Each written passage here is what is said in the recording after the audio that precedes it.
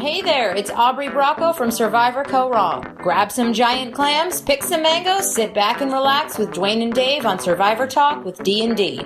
With Survivor knowledge this tasty, we're sure you'll make it through the whole show, just as long as Mark the Chicken.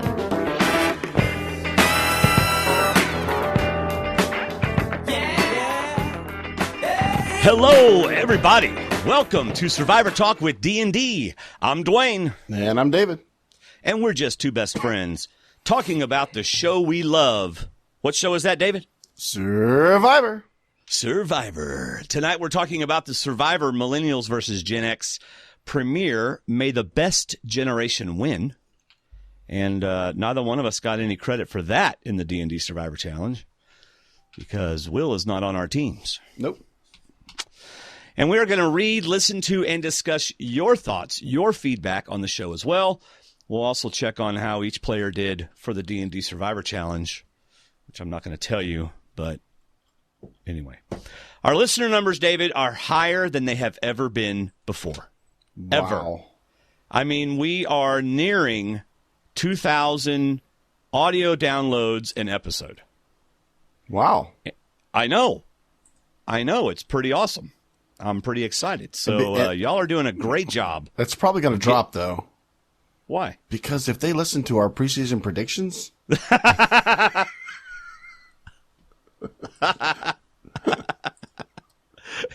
Well, anyway, thank you so much for listening and or watching. And that's not even counting our YouTube. So we are a family-friendly podcast, and we love our D&D community. So thanks for sticking with us. Thanks for sharing about the show, because that's how people know about it.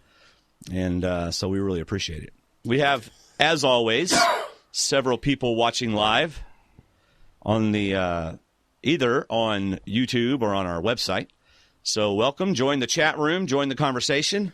We always monitor the chat room during the show. We can't always address everything that you bring up, but we try to at least be aware of it. And if you like the show, click the thumbs up on that YouTube channel right now. Yeah, that's right. Click that thumbs up. Go ahead. Do it now. Mm-hmm. Yeah, that was good. I felt that. Did you feel that, David? No, I didn't feel anything. All those thumbs up? No, anyway. I didn't feel that. By the way, if you want a Millennials versus Gen X Survivor buff, head on over to buffusa.com and use the coupon code SurvivorTalk33. You will also get free shipping on orders over $40. David, our buffs are on the way. Sweet. Our buffs are on the way. Find room. In fact, I don't even have up my favorite buff. You don't? I can't believe I did not put up my Durham Warrior Survival Challenge buff. Is that your favorite buff, really? It is. Of course it is. It's the one I wore. Of course, I wasn't in game. I got knocked out of the game before I got the buff, so it's kind of different. Yeah. But no, I don't. You know what my favorite buff is? I really like, and you've got it up too, is the reddish orange Korong buff. Yeah, I really like that one. You know, my favorite orange buff, I think, was Goda, and I gave it to some little kid, and now I wish I had it back. Well, isn't it horrible? I used mine Sunday night for the youth night, and I think I took 16, and I brought home 15.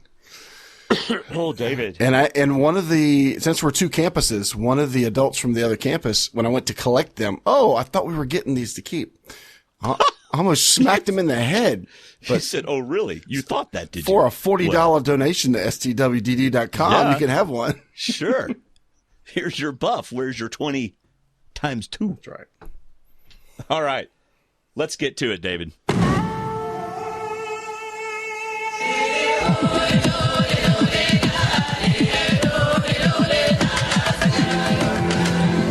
What, Connie? Give me water. I was drinking this water. My wife is taking my water from me.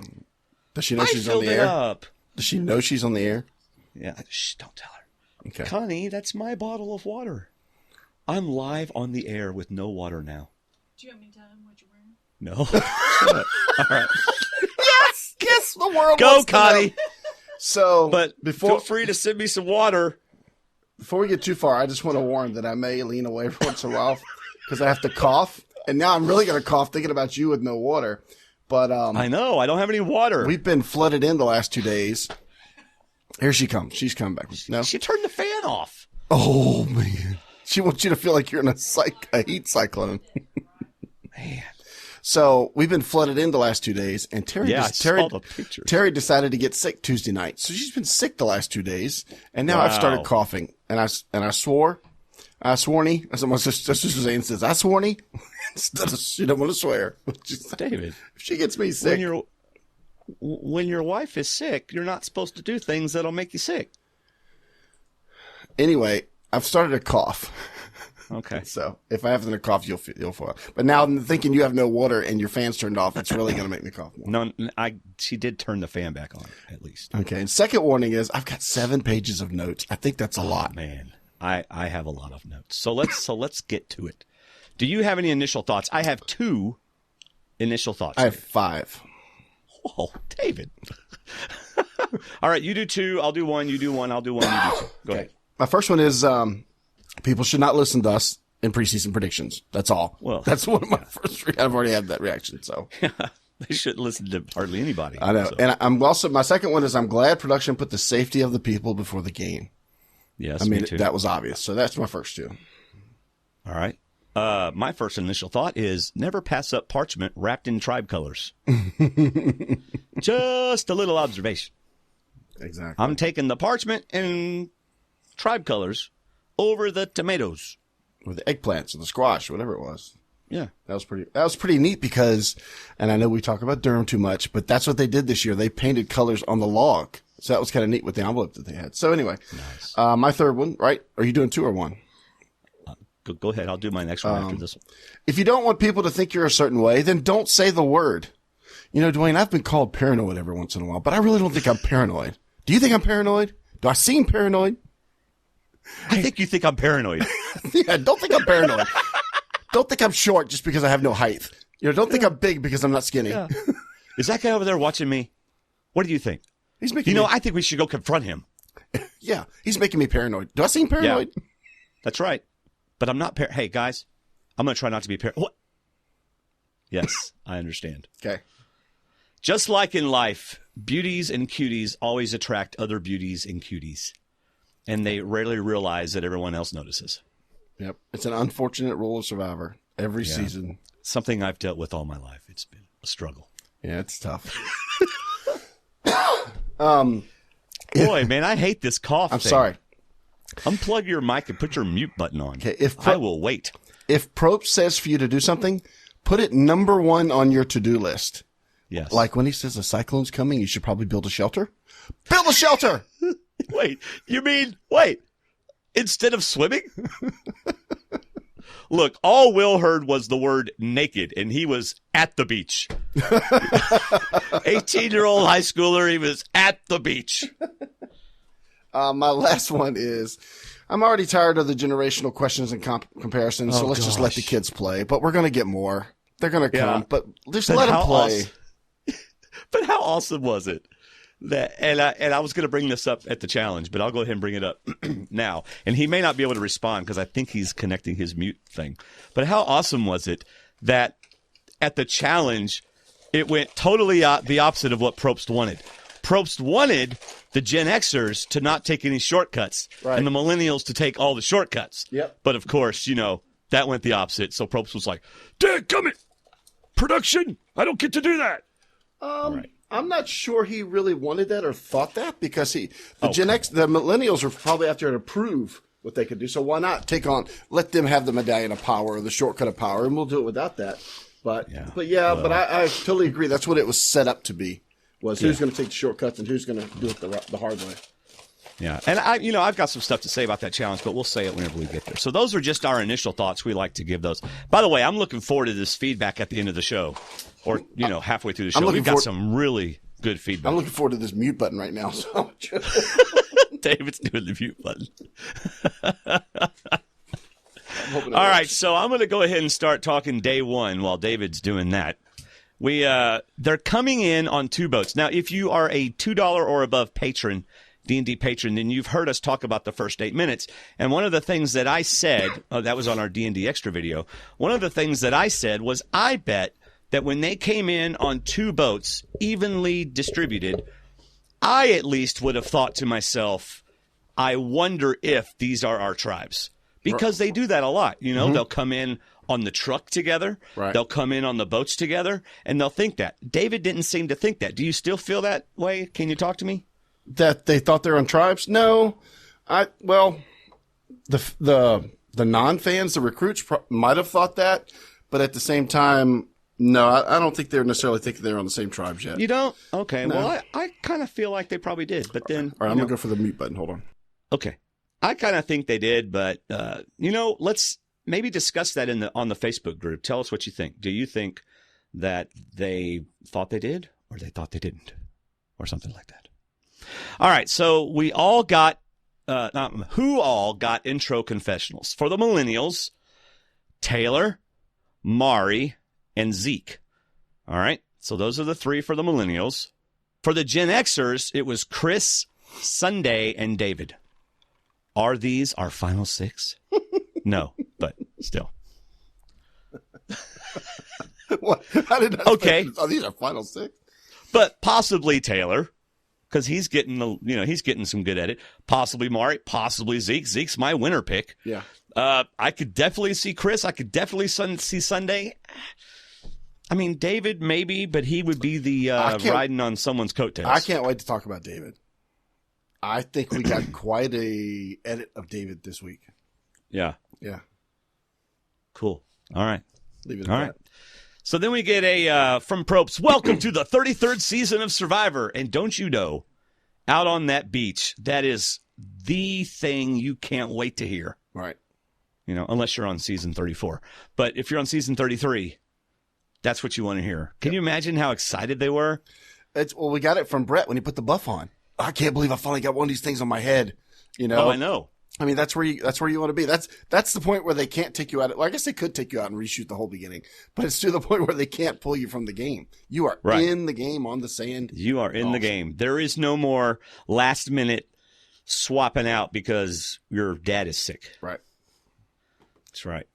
So they get to see their buffs, and Brett, like you said that Millennials versus Gen X. And Will gets the show title. And for all of you D&D Survivor Challenge players who had Will on your team, enjoy your point. Enjoy your point. Yep. So Will talks about still being in high school. And I love what Michaela said. Someone's getting a GED. Oh, yeah. Hey, man, you messed up your camera. I Now know. it's like it's now it's the like wrong showing way. everything but your head. There you go. Yeah, right there. Paul, we didn't get any participation trophies. Now, David, tell them what you thought about that in our D&D Extra video. Like that was the seventh thing he said. They just showed it. Yeah. Oh, yeah. He said, what do you think about the Millennials? And they talked about all these nice things. And finally, he got frustrated and said, well, whatever. Well, did you Would y'all rag on each other, please? Yes, please. We need some clips. Come on. Yes. Okay, I thought it was really funny whenever he says, you, woman on the front, and Rachel's like, oh. I saw that the second time. I noticed that the second time. She thought she was getting called, I guess. Yeah. It's like, oh, I didn't notice that last night, but I noticed that this morning when I watched. And then Cece gives the quote that probably won't be forgotten when it comes to swaps. You know, they never work for anything. They don't work for anything. Yeah. I saw that with Rachel. That's funny that you picked that out too. Wouldn't you think that when you're out there, even on that first day, don't start talking trash about the other side? Right. Because you know a merge is coming or a swap is coming. It makes you wonder if Probst is probing more or pushing more, trying to get how long they had to stand there to get certain comments. But did they really come out on moment one and say these things? Yeah, well, I mean, Will even said in his confessional, we were trash talking right at the beginning. We were going at each other's throats. I'm like, really? Yeah. Interesting. Okay. And it's like Probst apparently didn't have anything to say. Adam Probst. I liked that. I thought he forgot his name or something for a second. That's why I wasn't sure. Hang on. All right, so for this first test. Oh, go ahead. I'm sorry. What? No, I'll be right back. Hold on. Where are you going? He left me. All right, first test, long-term and short-term help. All right? So like those peanuts. That's good protein. Right. And get those, and they last a while. I wonder if they were boiled or if they were just, they didn't look salty. No. Ugh. Boiled peanuts. Oh. Just regular old raw peanuts. Mm-hmm. Salted, preferably. Salted. Inside the shell. Dip them in the ocean before you eat them. But I love they had to make decisions right away. And Probst points out that items offer short-term value and long-term value. Like we said in the challenge, he's immediately trying to separate what one group is going to go for and what the other one will go for. Yep. They have 2 stations with a choice. Now, Brett and Cece chose the cookware for Gen X over the hammer. I'm thinking cookware over the hammer myself also. Right? I'm thinking you can find a rock. You can find something to use for a hammer. A hammer's mainly got one purpose, building a shelter, which is kind of important this season. But long-term, you want the cooking stuff. Yeah, you want the cooking stuff. I mean, that's a reward. I've never seen a hammer by itself as a reward. Right. But I've seen, it's like, you want to see what you're playing for? Yeah, a hammer. What? They don't want the excitement level. They don't know what they're going to get. Yeah, but you see cookware, right? Right. So that was that choice seemed obvious to me. Yeah, I mean, you could cook stuff different ways, but with cookware, you're cooking it faster, and you're eating faster. So yeah, definitely, I would definitely think you take cookware. Yeah, me too. Me too. So then Michelle, Will, Hannah, Mary, Jay, and Adam. I wrote 6+ millennials. Yeah, and then Michaela goes, "Y'all can do this. I'm leaving." Yeah, don't take all of us to pick it up. Right, and they chose the same thing. So Rachel was the one who uncovered the parchment wrapped in tribe-colored bindings. You mean Lucy? I thought it was Rachel. That was Lucy. Was it Lucy? Yeah, it was Lucy. Oh, see, I went back and looked at it, and I thought it was Rachel. Nah, I'm pretty sure it was Lucy. All right. Well, Lucy did it then. And I'm talking about what an exciting moment for Jessica. Oh, yeah. You know? She's standing over there looking at some watermelons. And what does she see? Cameraman Joe zooming in on a piece of parchment. And she's like, well, guess where I'm going? That's a great point. Well, Lucy's run away from the tree, but the camera guy's still there pointing at the ground. And he's and she knocks the guy over to get the parchment. Excuse me, cameraman. Didn't they highlight it in the clip? They highlighted. Yeah. It's like, bing. I saw something blink over there. Yeah, there's something neon over there. I saw a flash, and it was the legacy advantage. Anyway, Paul, Chris, and Lucy picked fishing gear for Gen X over chickens. Mm-hmm. And, Lucy was there anyway. I think she just smiled and nodded.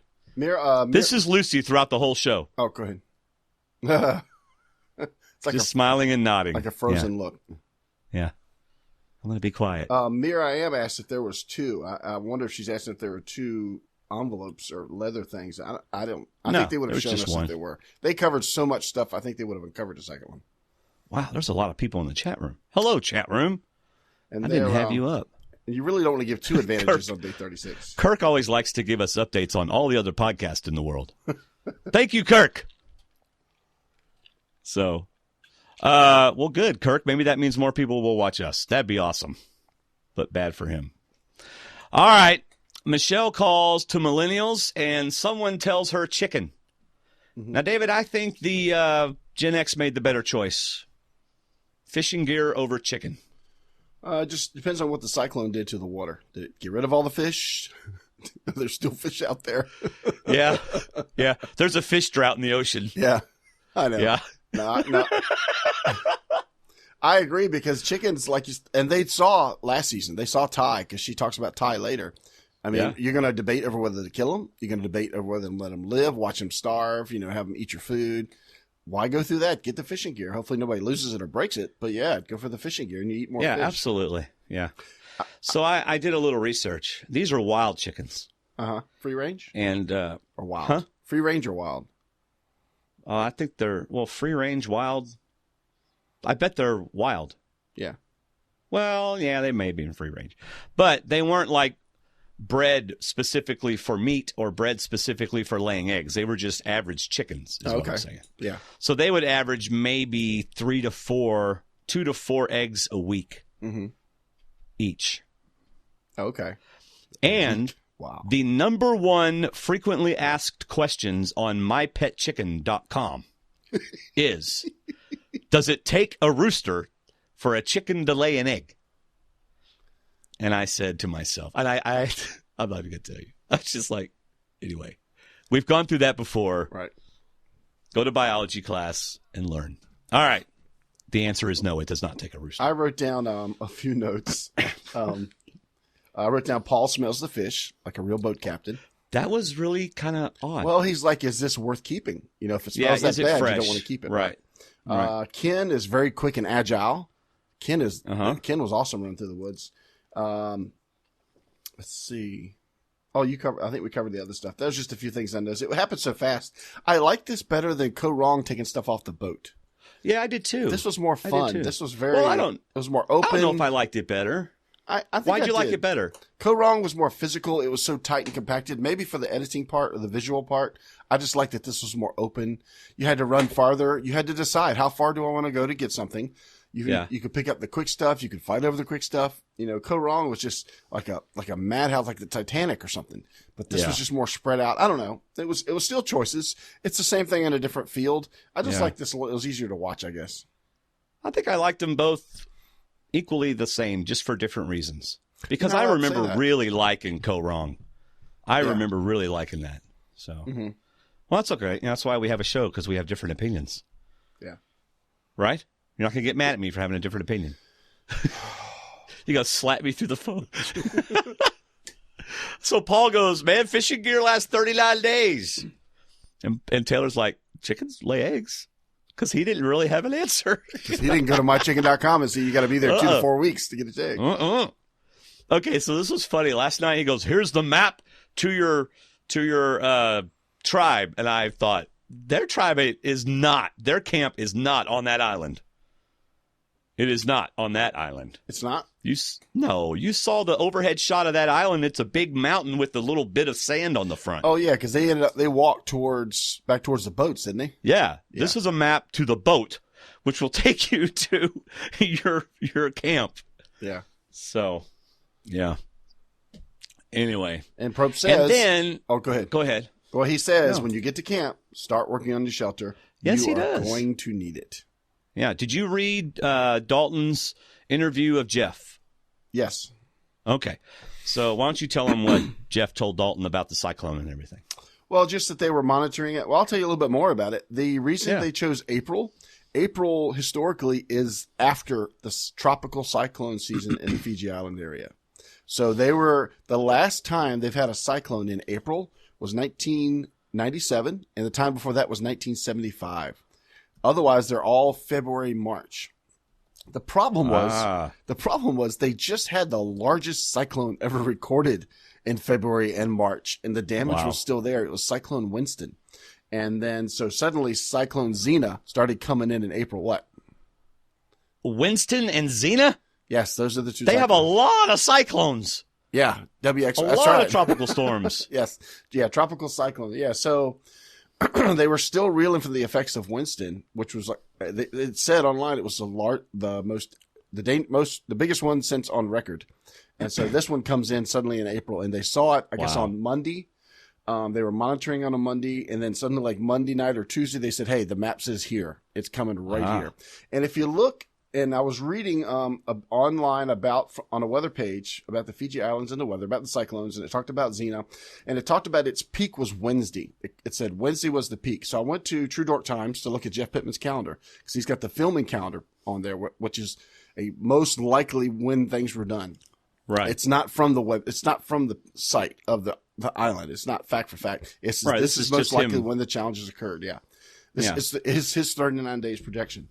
And that would have been like Tuesday night or Wednesday morning was the peak, which according to his calendar would have been, the second day. So I guess what they're calling, the second day. So that was like, it really hit Tuesday night, Wednesday morning was the worst. It was the category 2 cyclone.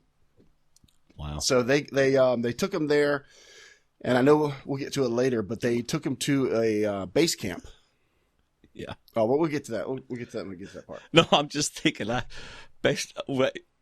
think I might have rather stayed at the camp and just and had a tree fall on you. No, I don't hug think a tree or something. I don't know, but where they had to go. Okay.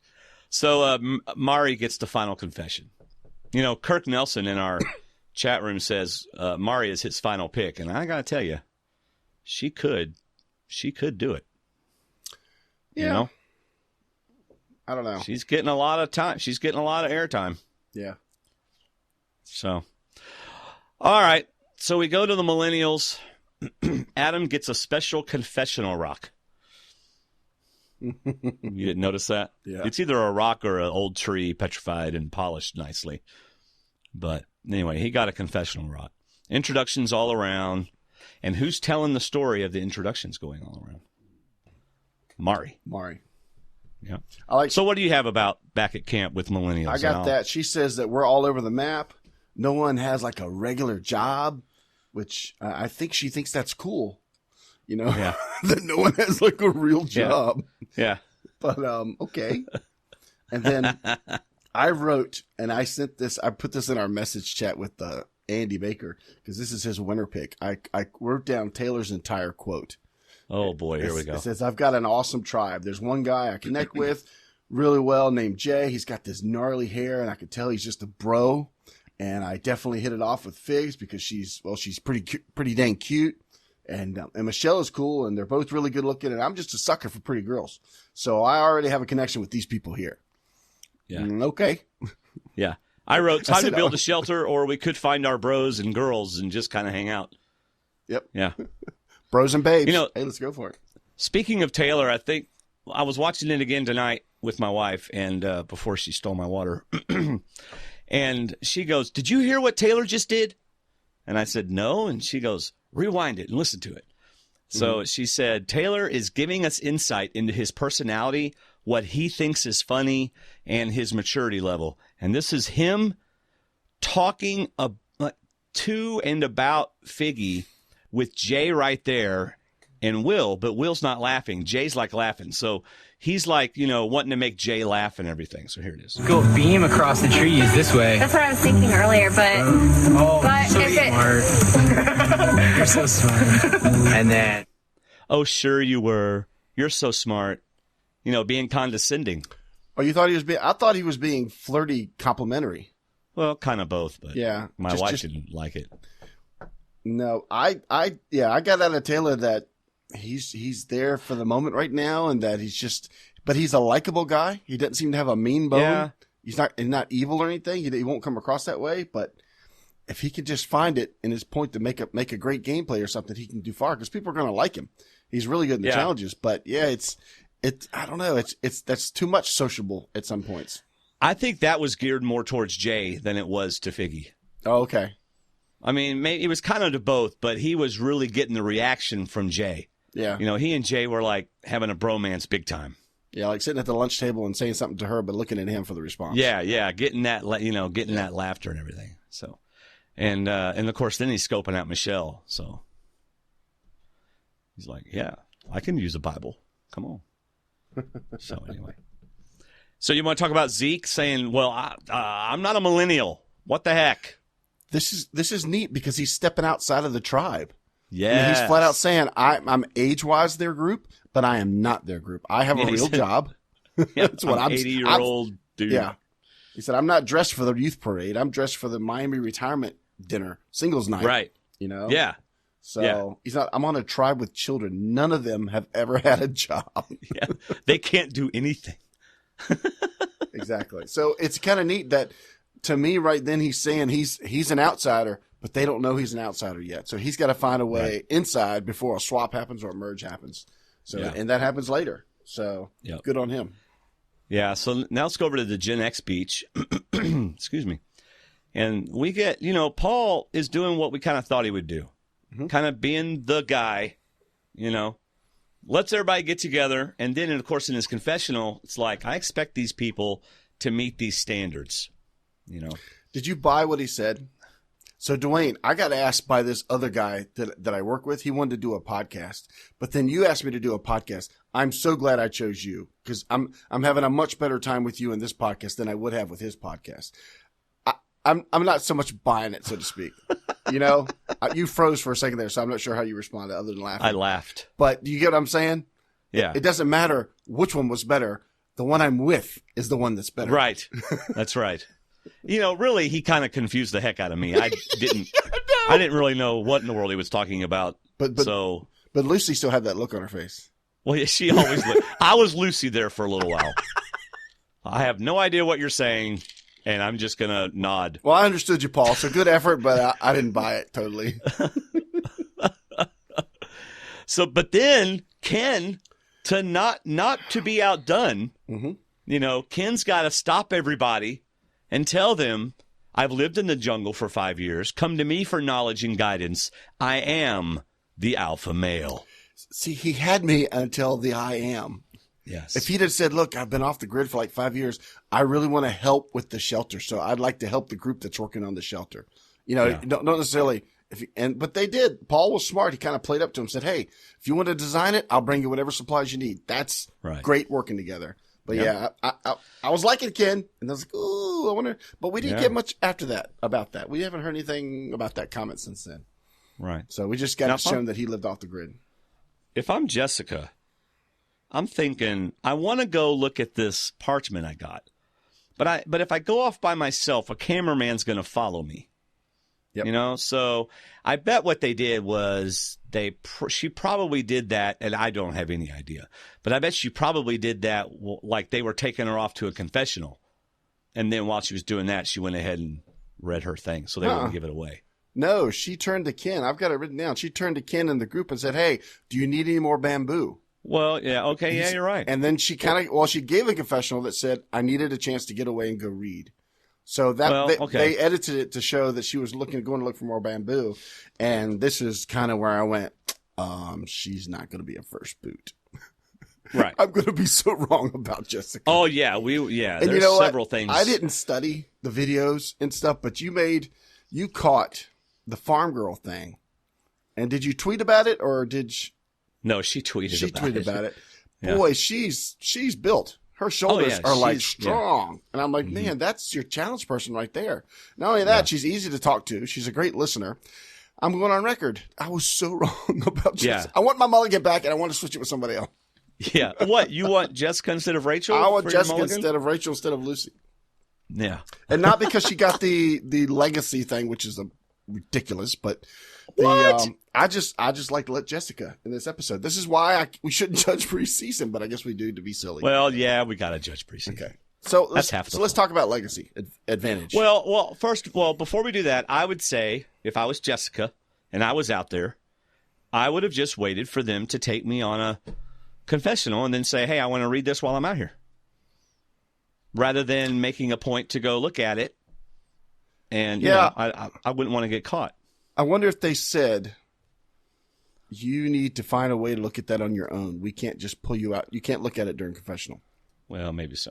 Wonder if they struck her that way and just said, no, we're not going to make it easy for you. Because, you don't pull out a thing at confessional unless you've already looked at it and say, see, this is what it said. You got to look at it in game. You can't necessarily look at it at confessional. I can't see they do that. You might could get away with it.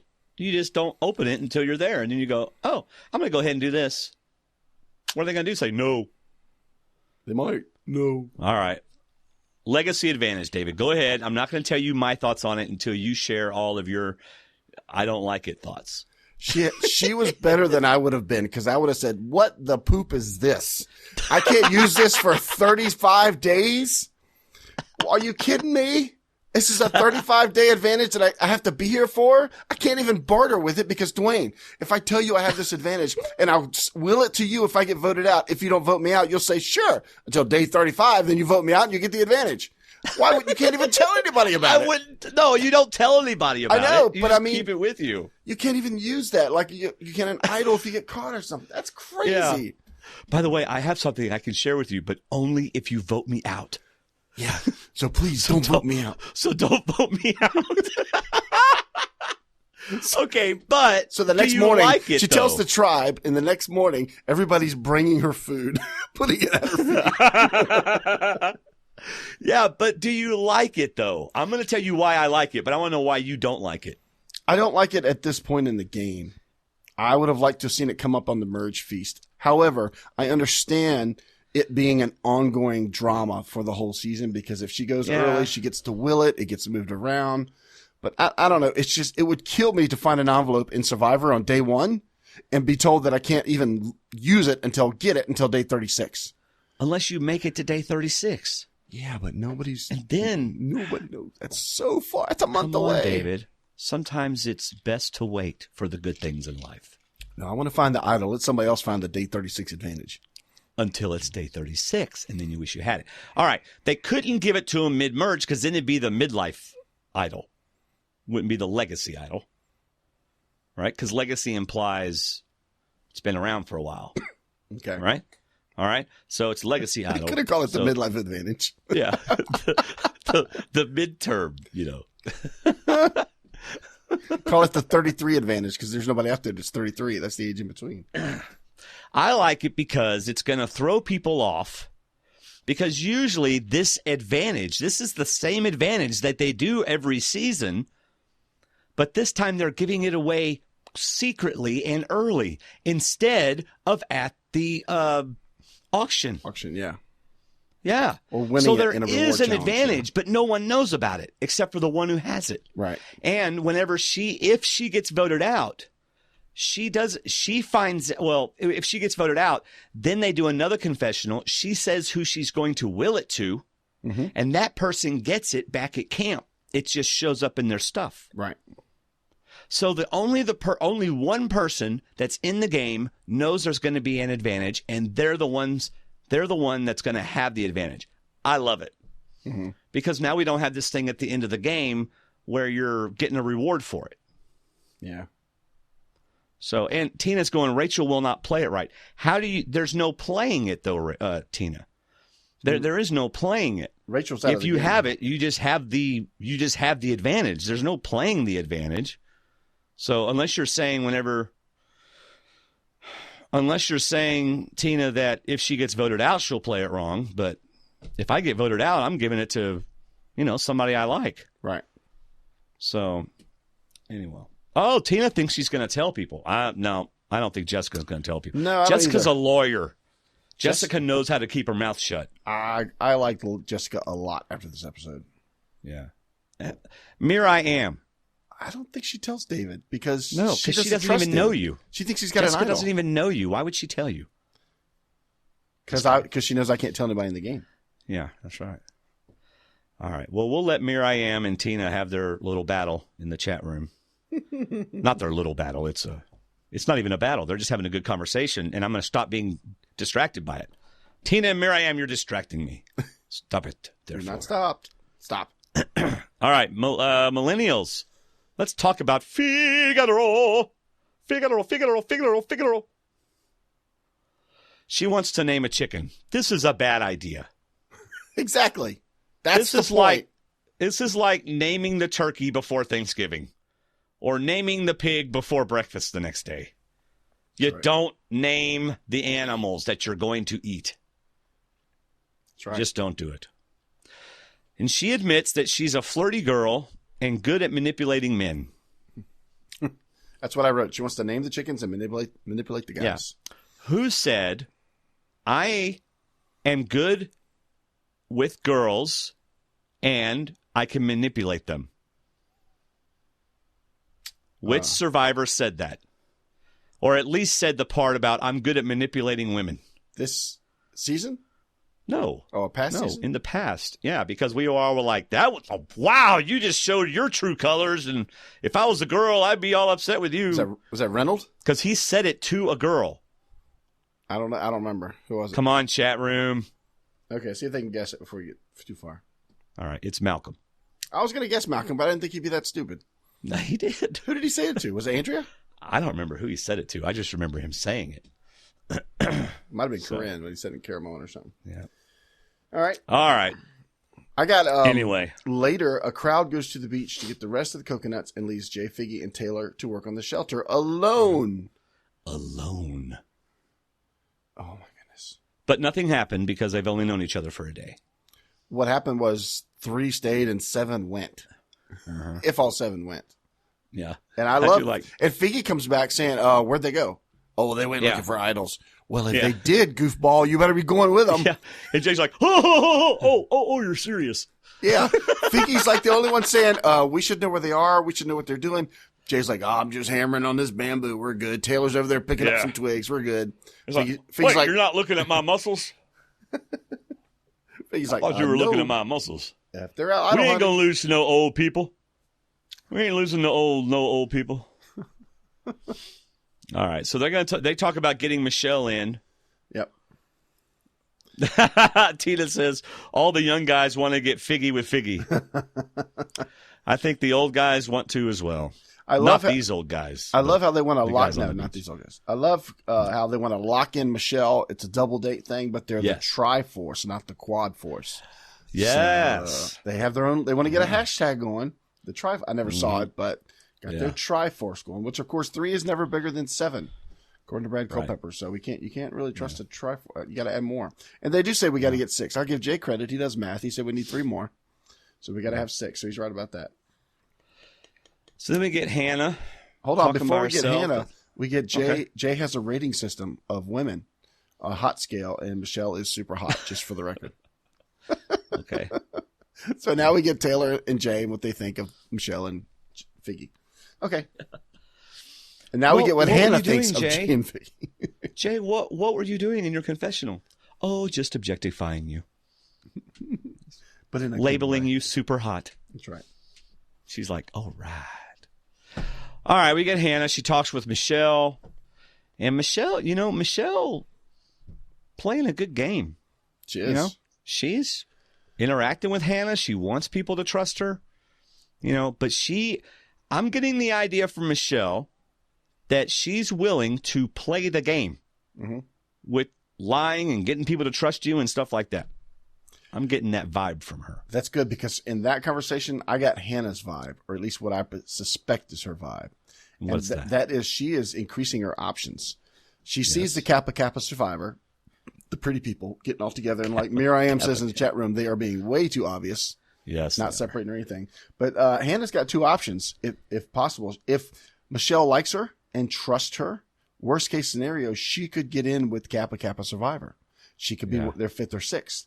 But otherwise, if she likes her and trusts her, she could use information from Michelle with her other group and start voting out Kappa Kappa. Right. So by befriending someone, and if you haven't seen it, the best scene, one of my favorite scenes of the whole episode, wasn't even in the episode. It was an extra video on EW. The prayer deleted scene with Michelle. That was excellent. And Hannah. It's a great scene. It's a funny scene, but it's a bonding scene. Yeah, it is. I mean, it's a really great scene, and to me, that's Michelle saying, you know what? I had a good moment with Hannah. We were friends. We connected on a personal level, and that's good on Hannah. She's made a connection with somebody in Kappa Kappa. So she's got that where if something happens and there's a fight in the other group, she could turn to Michelle and say, hey, can I be y'all's 5th or 6th? Yeah. Or worst case, she could use information from Michelle and with her other group. And then she'd go back and say, hey, I wanted to save you. That's why we took out Taylor or Jay, So I give credit for Hannah too, for not only just talking to people outside of the Kappa Kappa group, but talking to the right person inside the Kappa Kappa group. Right. Yeah, I like Hannah. I do too. Gen X, we got Paul. Anything else before we get back to Gen X? No, that was it. We get Paul and Rachel digging a hole/pit. And I just want to say, yes, Paul was annoyed as heck at Rachel. She did not read Paul well at all. No.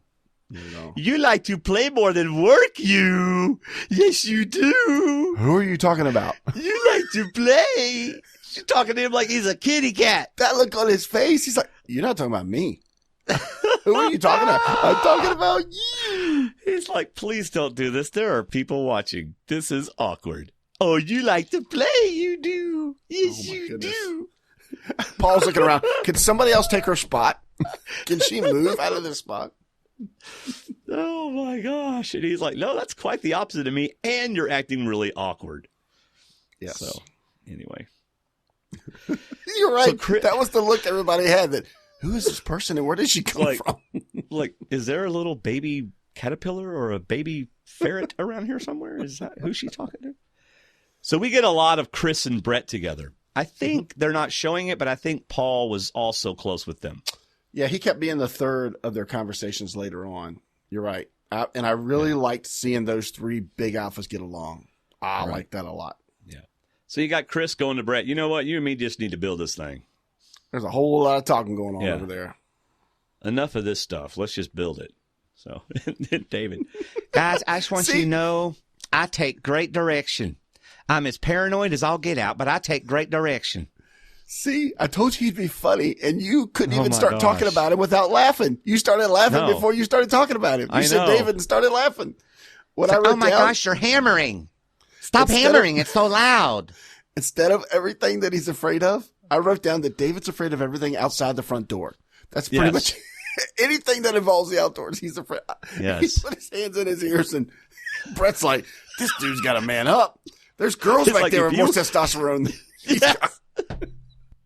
It's like, if you were my son, I'd be slapping you right now. Don't you put your hands on your ears? All I'm doing is chopping wood. If I was loved it. blowing up something or shooting a gun, The only reason he's with the guys is because he's got testosterone. Otherwise, he's probably over there doing palm fronds or something. But otherwise, I don't know. Well, yeah, because he doesn't. Well, and even doing that, he didn't do that very well. He said so himself. yeah, I think he's just there to do the right thing, and that's bond. Get with the Yeah. people that he thinks he Well- needs to get with. So He had a rough episode. This guy is paranoid. he did. And I mean, if I'm Brett and Chris and he's going, "Hey, those guys, I think they have I'm going to go confront them." I'm like, chill out. Why do you It's think a they have an rock. idol? Why do you think they have an idol? Because they just walked up. Yeah. They're just caught He's walking holding over, he's holding something in his left hand. and it's small, It's a rock. but it could be a bag that looks like a rock. Yeah. Well, I'm going to go confront him. I'd be like, yeah, I would say, you know what? Go ahead, David, but don't bring us up. Yeah, And then I would go talk to those two guys and go, y'all, this David guy's paranoid. You know? Yeah. I mean, I'm just, anyway. Susan wants to know why you're calling them Kappa Kappa. because Hannah called them Kappa Kappa. She called them like a little sorority, There you go. type thing. All right. Then we get the, oh my gosh. If I'm Chris and Brett and he's going, oh, guys, listen, I trust you. I trust you. And you're going to trust, I trust you. I'd be like, whoa, this is really too much. Yeah. Chill. Brett and a Chris are little like, there's a storm coming. Can we just get the shelter built Yeah. first? I understand playing hard on day one, but not hard, obviously. You want to play smart on day one. You want to, like Hannah's doing, you want to watch, you want to observe, you want to see where it's forming, and you want to be part of it, but you don't. Wow, that's really, he's Yeah. nervous, but I love it. I won't vote for you if you don't vote for me, and if I hear your name, I'll tell you about it. And they could have said, Yeah. okay, thanks. Yeah. But they said, Now- okay. You know, I mean, David's going to probably go really far because, they're showing him like this, and he'll probably do really well. Because what I hope happens with David is that this initial couple of days, franticness starts to settle in, and he gets in the group, because I think he's with the group. Mm-hmm. Okay? I think he's with the group. And it's going to settle in, and they're going to have him, and they're going to kind of carry him around and carry him along. The vote at the end says he's with the group. Earlier on, I was telling you that I couldn't wait to talk about David, and I'll say it now that he gets a confessional later that's very emotional. Talks about being a Gen Xer and we never quit. This is an arc. This is a redemption arc. Like Absolutely. somebody said in our chat room that this is like Aubrey, day 2, struggling and dealing with it. I mean, David didn't even have to struggle. He just told us. In every confessional, he tells us how scared he is and how uncomfortable he is. And even at Tribal, he talks about it. But at the same time, what a comeback it would be for this guy. And how lucky would CBS be to have somebody go through this arc? You get somebody like Taylor that's a surfer dude, but suddenly figures out the game and gets to the end. You get somebody like David who's afraid of walking out his front door, suddenly gets to the end. What a great story. I mean, even if David only makes the merge, it's still an amazing story for him. So I really think he got a good edit. I know we don't really talk about winner's edits or winner quotes or anything, but I think that's a post-merge edit, at least for David. Yeah. I could definitely. I mean, he's a vote for them right now. Exactly. And he just proved it again in Tribal. What they have to be careful of is they get comfortable with him being a vote for them, and then he wises up and turns against them.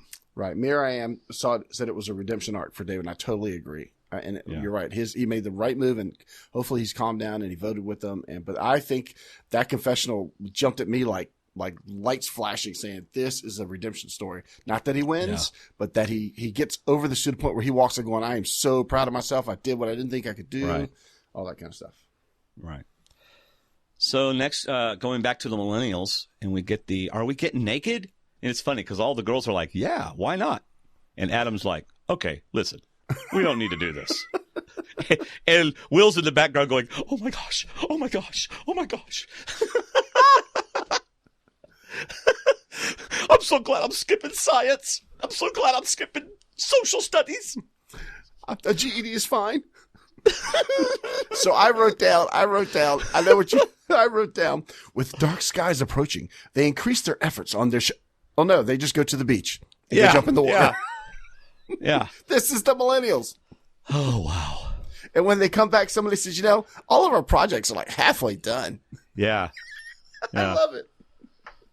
Oh, man. So anyway, they're swimming instead of building a shelter, like David's saying. It's not the worst shelter in Survivor history, like Will says, but it's pretty darn close. I seem to recall Rupert's shelter where the water came in. His was the worst idea, yes, to build an underground shelter. On the beach. On the beach where the tide comes up. The guy's never been to the ocean before, apparently. And then the shelter guy comes up to help him build it and says, that's terrible. That's a bad, I don't know who did that. Rupert's like, I don't know either. Yeah, I'm not sure. Yeah, you ever heard of high tide? No, is that in your language? Because I don't. When Will said this was the worst shelter ever, I wrote, is it really qualify as a shelter? Because I don't think they have really good finish. You know what I wrote? It did exactly what Dan Foley said would happen. What? Somebody gets on it and it crashes and breaks. That's right. If Dan Foley would have been there, he would not have allowed them to make such a horrible shelter. He would have been rude about it, but he wouldn't have let them do it. He also wouldn't have let them go to the beach instead of working on their homework. Yeah. Got to get your homework done first. How funny is it that they get on it? And they don't get off. They stay there, and it continues to crash around them. They're sleeping in a pile of bamboo They're like and palm sleeping, fronds. and there's like going in their back from where it broke. It looks like Why aren't you moving? Because if I move, I will get stabbed. Yes. It looks like they finally ended up under like some palm fronds and 2 sticks right on the beach. Some lean-to. By the way, I would just like to point out my wife has not brought me water. I wasn't going to mention it, but I do like Taylor consoling them, saying, look, it's a work in progress, just like a millennial. They're a work in progress. So he did not get a bad edit necessarily. I think he got a decent edit. But I like Hannah's rationalization. She said, the storm is coming at us like a monster coming to punish us for not building the shelter. That was awesome. She's hilarious. Other people would just say it's karma, but she paints a nice, fun picture. Exactly. I love Hannah. She's great. Yep. One of my favorite lines of her is, I'm a good Jew. I don't know the Bible. that was it. Awesome. Oh, yeah. That was in the actual episode. That's right. That was so funny. And then she was so excited to say amen at the end of the prayer. And the edit. Did you see that? I've never said amen. I've never said amen. I know. All right. She was so excited. She kept saying it before Michelle was done. Yep. All right. I just texted my wife, please bring me water. Okay. Which reminds me of a Shania Twain song, Waiter, Bring Me Water. But that's another story. All right. Night one's pretty terrible for all of them. Yeah, we just talked about that. Mm-hmm. Okay. Sitting in the rain for over 8 hours would be miserable. Correct. I mean, absolutely. It didn't rain on you in Durham Warriors Survival Challenge, did it? Mm-mm. Crud. I wish it had. I wish it would. Well, because then you could, you're not going to be on the show anymore. You're going to be production. You're going to be going, yes, thank you, God. I'll be sitting under a tent with a camera and a microphone while they're standing out there in the ring. Yeah, Tina, I'm about to bring that up, what Tina put in the chat room. So, in fact, day 2, Gen X, their hands look absolutely horrible. After one night. Yeah. Oh, yeah. And like Cece says, it never stopped raining. It rained, it's still raining, and it's raining now. Yeah. Yeah. We got a little bit more of CC. I noticed that we got more of CC the second time I watched it. Mm-hmm. First time I watched it, by the end of the show, I'm like, CC? We never even heard from CC, but we had heard from CC. In fact, but at the end, the 2 people that you really didn't think you heard from, Lucy and CC, at the end, you see where they are, though. Yeah. So, and that's not good for CC. No. So. Tree mail and the package. Now, this was a Survivor first. Yep. Second first. Oh, that's right. This is the first. Yep. Right. So Ken reads it, and I wrote down, did Probst really write, quote, I know you haven't had no time to build a shelter. unquote. He did not write that. I don't think that's what the note said. He also didn't put XOXO, but that's later. Yeah, but but she did that on purpose for fun. I know. Free tarp. So Chris makes a good point. This shows just how serious this season is. Mm-hmm. How serious the weather is that they would give us a tarp. Because, brother, they don't give you tarps. This was after their weather guy told production, hey, it turned, it's coming towards us. It's not going to be pretty. And they said, okay, we got to do something to help these people survive this. Right. So, and it's funny, by the time Probst gets there later on in the afternoon, they still haven't made much progress with the tarp. Now, that's the Millennials. The Gen Xers, they put it right on top of their shelter, which isn't very big, but it does have palm fronds, and it is up. But they put it right on top of the palm fronds so that they're in a dry space when Probst comes back later. Yeah. Now, the Millennials. Can I go to the Millennials? Well, you want to talk about them getting tree mail first before you go to the... Oh, yeah. Okay. So that's where Michaela goes, man, you know it's bad when Jeff gives you a tarp. Yeah. Because she watches the show. Exactly. Right? I love what Zeke said. We have a mud bath with bamboo stuck in it every once in a while for a camp.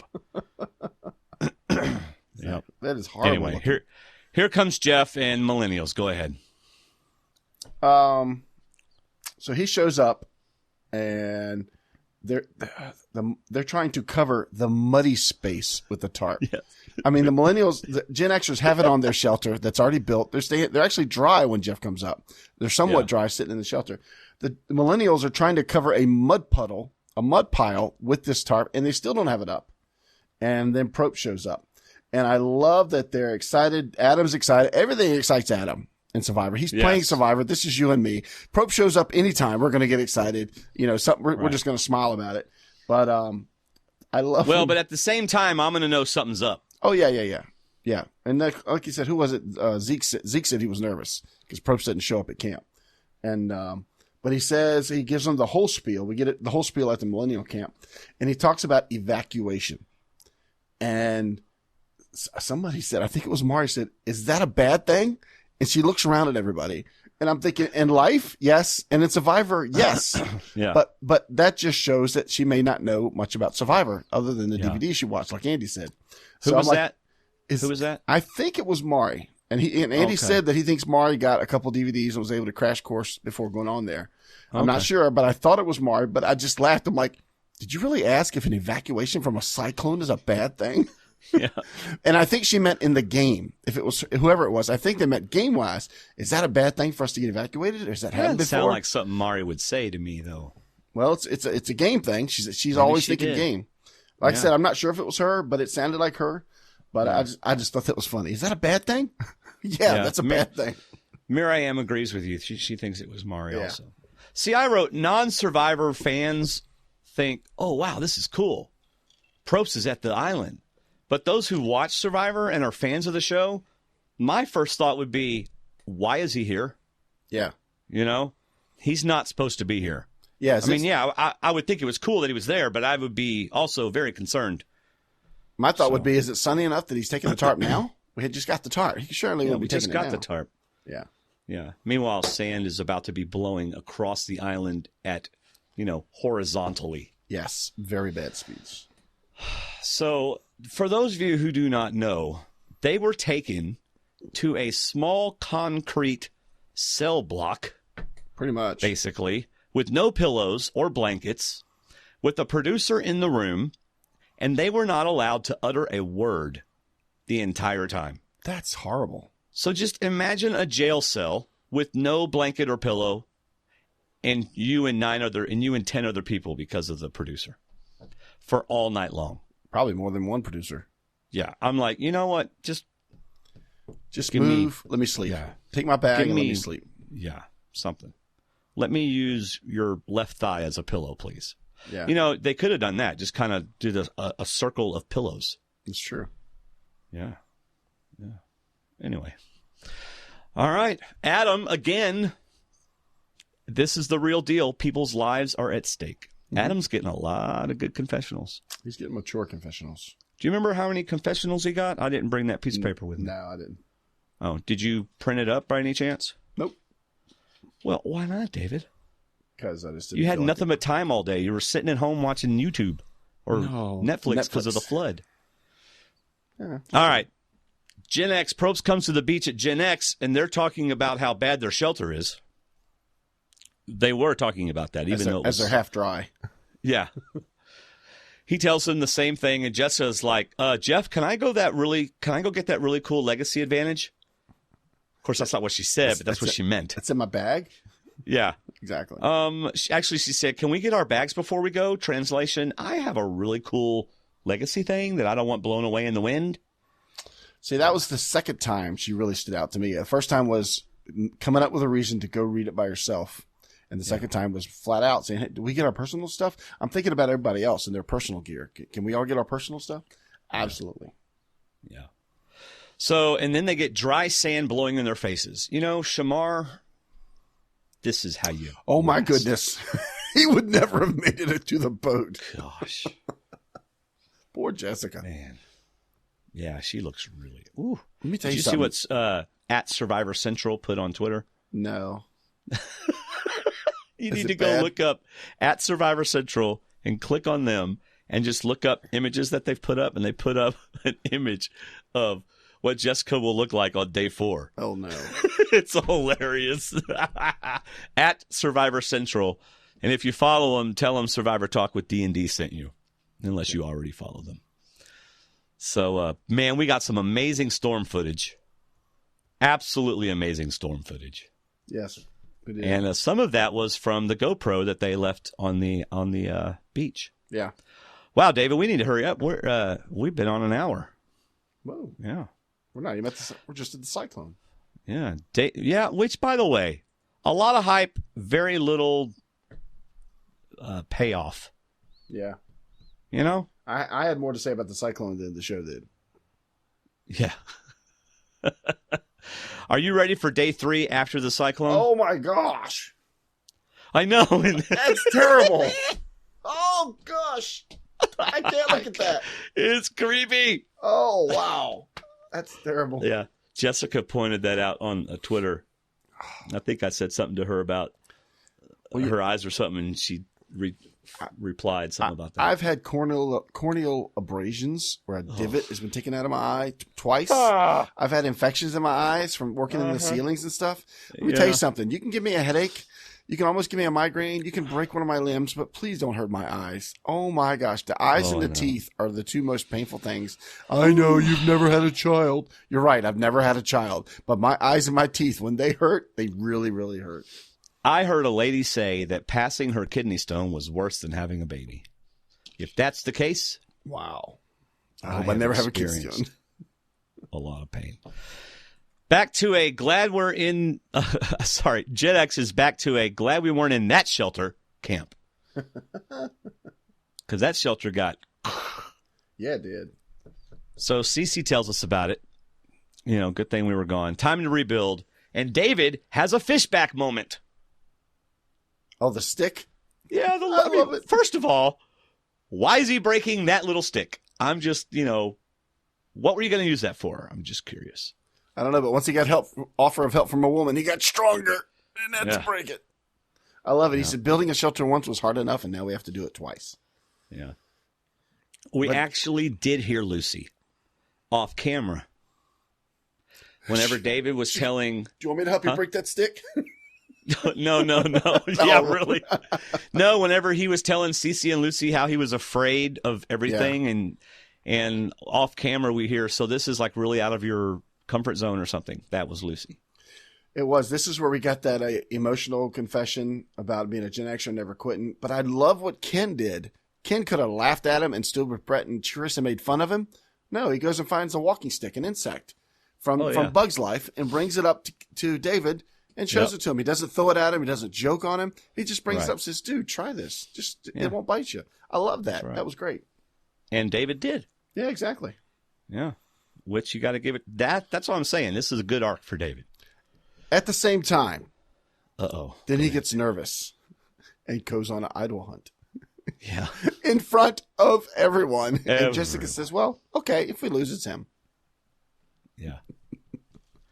Poor guy. Yeah. But one of the things they said was, we have to rein him in. Yes. That sounds like something I say about somebody that's in my group. Exactly. That's a Right? group. You're exactly right. That's an alliance So- comment. Chris, Brett, Ken, Paul, Jessica, David. What made me think later, because I remembered that Rein Him In, because we were watching Rain today on Netflix. That was one of the shows we were watching. And that's annoying. Sorry.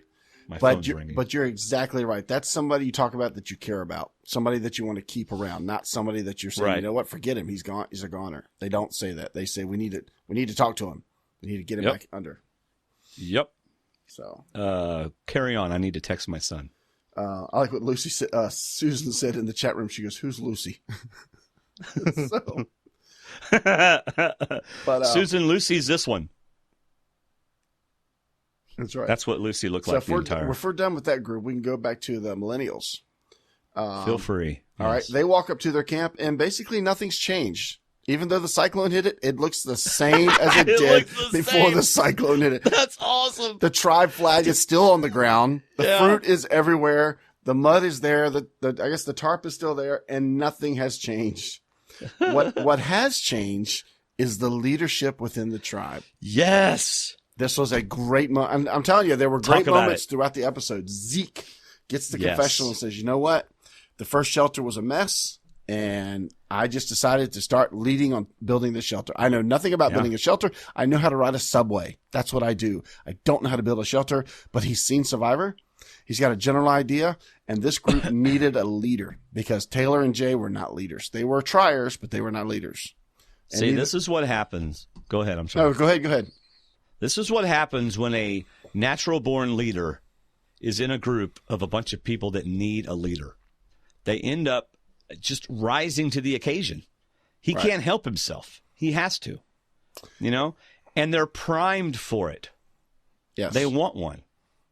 So, Zeke is not a sit back and watch something fail. No, he's If, not. if he's in a room with other managers, he's going to step up and say, "Look, this is not working. We need to try this." And they'll follow him.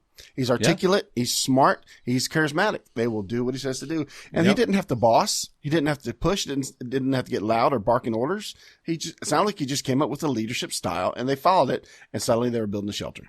right. But if he had tried this 2 days ago, it wouldn't have worked. Right. See, it's like, and that's why I'm saying he has the instinct to know when. See, and a natural leader knows when. You don't do it too early. You don't wait too long.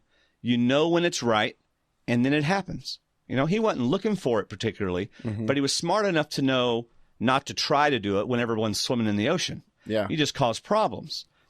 You cut back from this horrendous storm, and boom.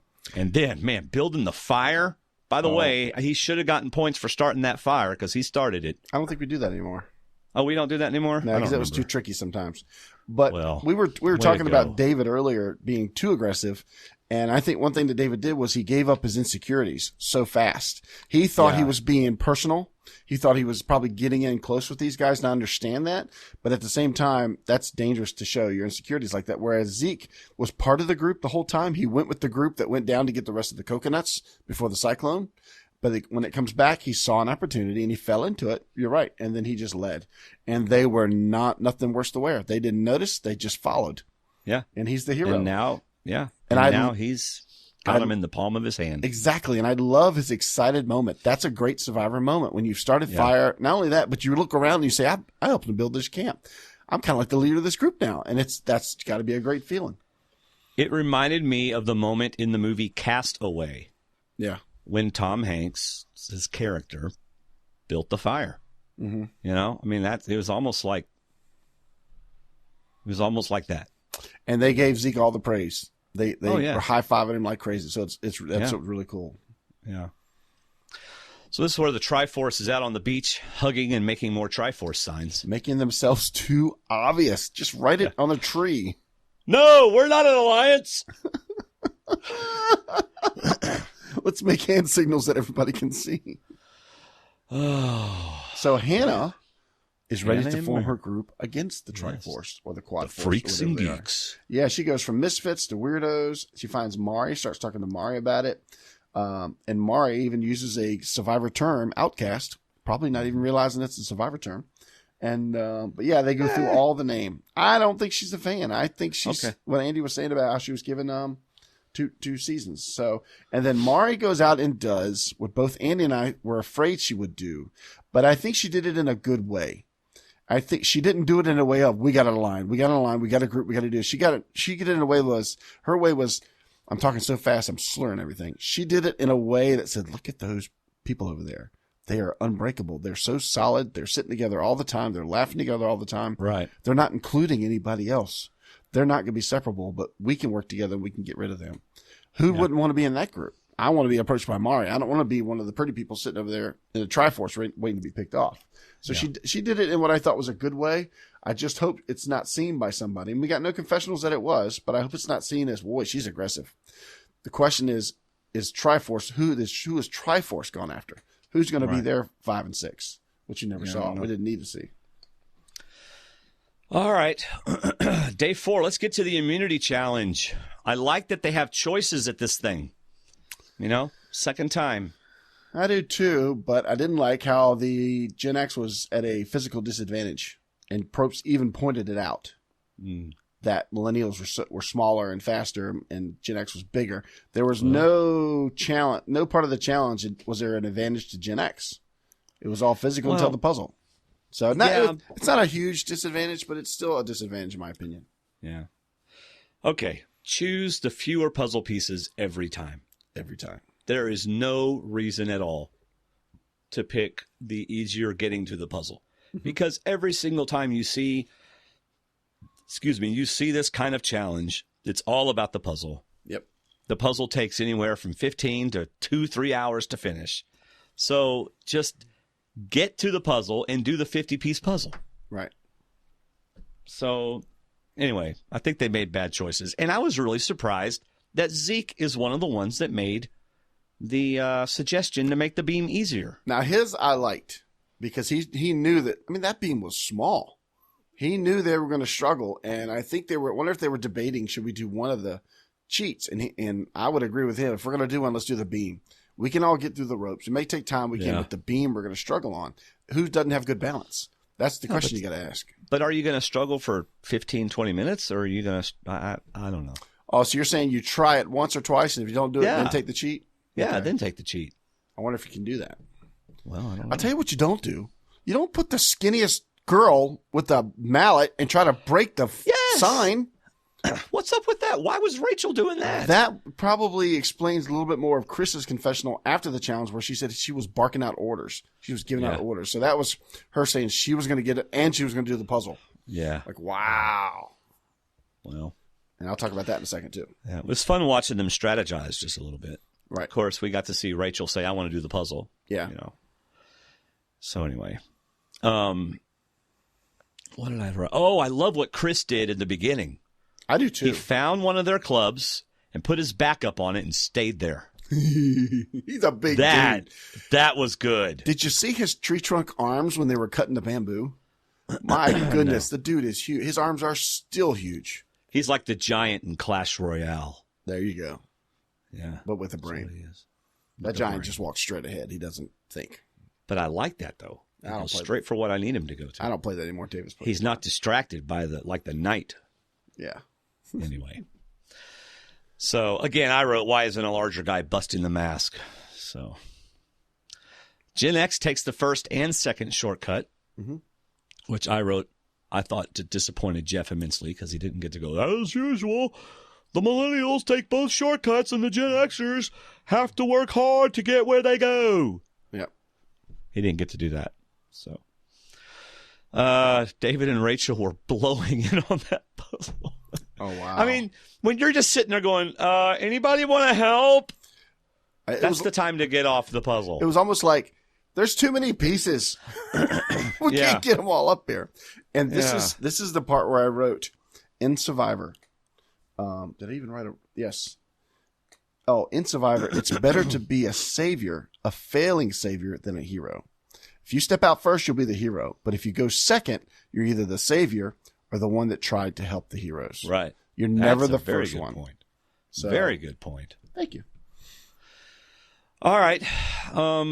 Jessica and Sunday did much better. Oh, my. Even with Jessica not being able to see. I'm And sure she could, but meanwhile, Michelle and Figgy destroyed that puzzle. It's like it was half put together when they got there. That was crazy. yeah, They did that. they so were fast. rocking it. Yeah. And boy, Probst, woo! Rachel offering advice. She was the first in and couldn't get anything done. Rachel's like, whoa! I did something. That was not nice, Mr. Probst. I carried the pieces to the table. Yes. You need to read my book. Yep. Millennials win. And Taylor, in response to the Flint, not like we needed it, dude. Exactly. I was waiting for somebody to say that. Yeah, not like we needed it. And Chris gets the last confessional. Rachel and David are on the block. Anything else about the challenge? Nope. All right, back at camp with Gen Xers. Okay, Who gets the first confessional, but Brett. Go ahead. He does. I wrote a note here. Survivor rule number 45. When a group, which encompasses the majority of your tribe, goes somewhere to do anything, go with them. Don't wait to be invited. Don't stand around camp and say, I wonder where they're going. If the majority of your tribe walks away, walk with them. Yeah. Do what Abby Maria does. Just walk up to him. Hey, what are y'all talking about? Exactly. Exactly. Exactly. Do something. I mean, yeah. Don't just stand up there with Cece and going, I think I see alliances forming. Oh, man. That was Rachel and Cece. Do you see that alliance forming over there? Yeah, because if you see it, you're not in it. Yeah. I think something weird's going on. Yeah, you're over here doing your hair while everybody else is talking about voting you off. Yeah. How funny was it that Paul, he wants to rally everybody together and he's like, okay, guys, we out-strategized them at the beginning. And I'm like, no, you didn't. That's not out-strategizing. We took longer to plan. So we out-strategized. Yeah. So. But we really lost it in the puzzle. And everybody turns at David and Rachel. Yeah. Yeah. Okay, the way Jessica handles David is just really good. It's her third goal of the night. She gets a hat trick for the night. A hat trick for the night. I just want to make sure you don't have an idol. And he goes, I don't have an idol, I promise you. Oh, okay, well, I was going to make you an offer if you did. I was going to make you a deal here. Yeah. And he's like, if I had one, I'd tell you now for sure. It's like she knows how to. Yeah, that's good stuff. And what did he not do? He didn't go to somebody else and say, hey, she wanted to offer me something that she's got. So. Well, no, he's too scared. Exactly. Yeah. He's not going to use it against her. So third goal for Jessica. That's a hat trick right there. That's, like I said, I'm telling you, man, she'd be much higher on my team if I'd gotten to watch the first episode. Yeah. Well, if a frog had wings, wouldn't land on his butt every time he jumped. Hello. Ribbit. That's right. All right. Well, Chris and Brett walk up, and at least David's trying. Of course, he's been trying the whole game, but the whole day. So, yeah. Anyway, even Lucy was in the group on the beach. How do you like that? How do you like that? Who wasn't there? Cece and Rachel were not there. Somebody else was up there too, but they weren't really standing with them. They might have been Kim, but it was Cece and Rachel were talking, doing hair. Tribal Council. Mm-hmm. Jessica's eyes. Poor thing. Jeff, someone had a sandblaster and pointed it at my face. And I just want you to notice I'm still in the game, not covering my eyes so you can't see that there's really nothing wrong with it and leaving because of a piece of sand. Yeah, right now it looks like you're bathed in blood, but I'm still in the game. Yes. I am not complaining. Yes. You are not taking me from this game. That's a fourth goal. Yes. My eyes are bleeding like the guy in Casino Royale, but I'm not leaving this game. Goodness. And she's holding them wide open. I'm fine. Yeah. I have infections in both eyes, and everybody around her is going, okay. I'll just step out of the. Yeah. So, Brett. 10 times worse than a nor'easter. A nor'easter, for those of you who aren't from the Northeast, is when a tropical storm-like thing comes and hits you. But isn't that usually in the winter? Don't they call nor'easters in the winter? I think they're mostly in the fall, October-ish. Okay. Because they're not the same as hurricanes. Right. Right? Right. Yes. Okay. Basically a tropical storm. They just call them all tropical storms and everybody wouldn't get confused. Because when I hear cyclone, I think of a tornado. Yeah, I think of a water tornado, but yeah. Anyway. But that's not what it is. So, David. Oh, crap. And then everybody's like, he's scared of everything, Probst. We did not plan that. That was good. I was hoping you next time. Woo. And then he gives the thanks for letting me play speech. Yeah. And Probst points it out. Yeah. Yeah.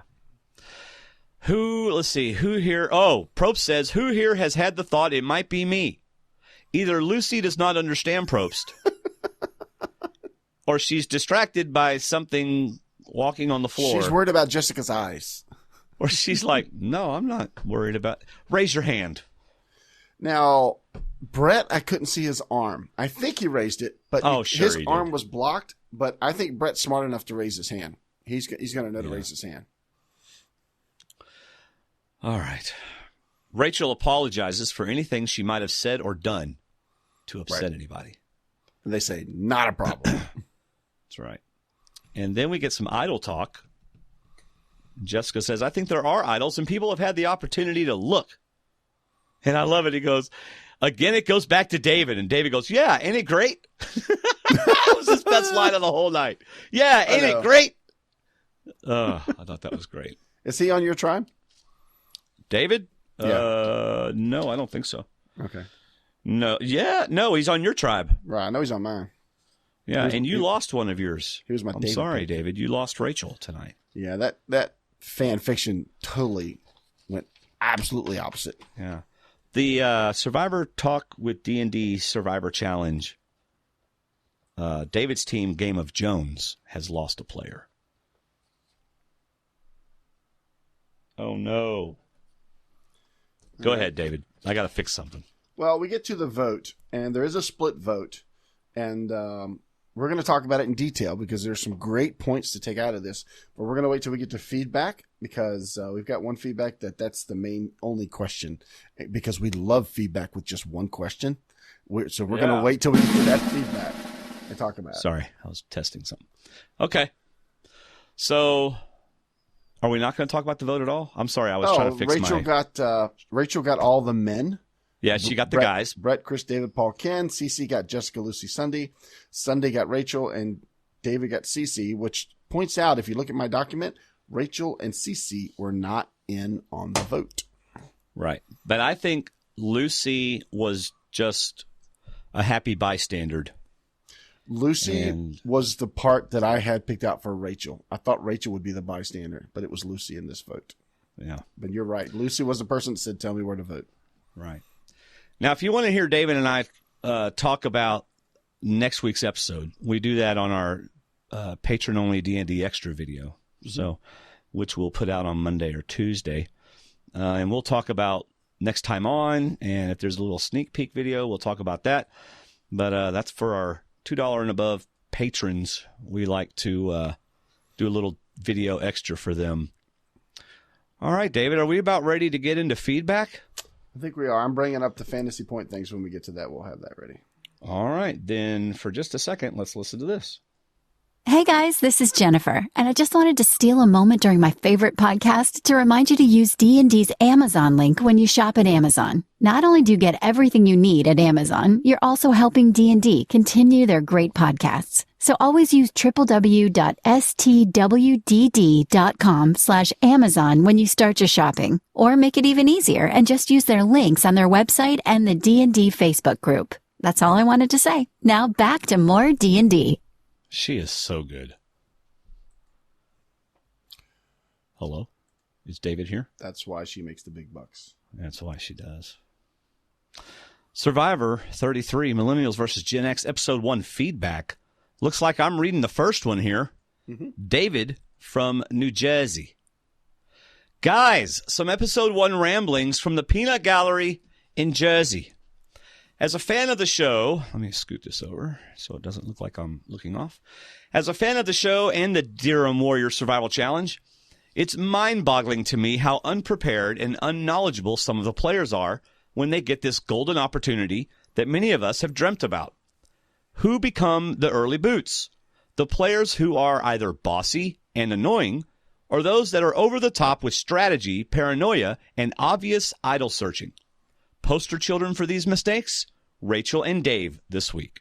And it appears bossy and annoying is more egregious a crime to the Gen Xers than paranoid. So see you later, Rachel. And is it just me, or does David remind you of an early Cerie in her first season who was petrified of leaves, animals, etc.? But somehow I don't think Dave is going to be able to evolve the way Siri was able to, and he'll be gone in short order. Now, let me comment real quick about what I thought I saw from Dave this week. I don't think Dave was ever really in trouble. I think they said give us 2 names that could go. Right. And it was always Rachel and we'll say David because he went looking for the idol. But I think David was always in the group, like you were saying about him saying we need to rein him in. I think he was always there. I think his vote proved that. I think the reason we got so much David was because we needed a second option for us on episode 1 to think could go. But also we got so much David because of the arc he's going to have for this season. That's why I think we got so much David. I don't think he was ever really a threat to go. No, I don't either. Number 2, did anyone else find the editing a bit strange this week? Once the Gen X team lost immunity, it was obvious that either Dave or Rachel were being snuffed because a ton of time was spent detailing their shortcomings. But when the votes were being read, it was between Rachel and Cece? Talk about an anticlimax.